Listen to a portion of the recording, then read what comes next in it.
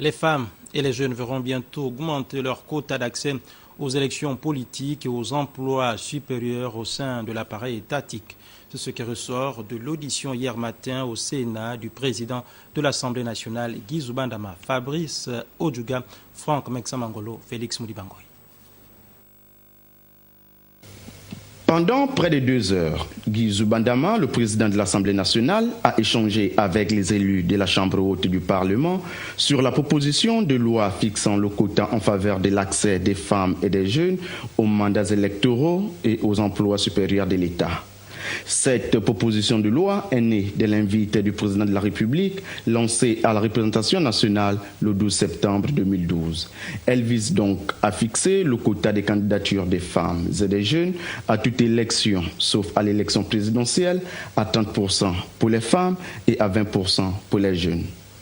Nos sociétés se développent. Les femmes ont accédé à un niveau de connaissance au même titre que les hommes. Donc, elles doivent pouvoir participer à l'édification, au développement de notre pays. Il sera difficile de prétendre développer ce pays si nous maintenons les femmes dans un rôle spécifique. Elles doivent apporter leur contribution au développement de notre pays.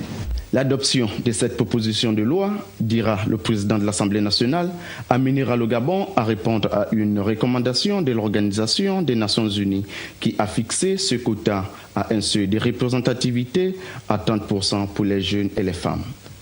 Des questions, des observations, des propositions et des recommandations ont constitué l'essentiel des préoccupations des élus de la Chambre haute du Parlement. Les sénateurs trouveront les réponses précises données par leurs collègues parlementaires, Guy Zoubandama, président de l'Assemblée nationale. Cette proposition de loi sera examinée au fond par les vénérables sénateurs de la Commission des lois avant son adoption en séance plénière.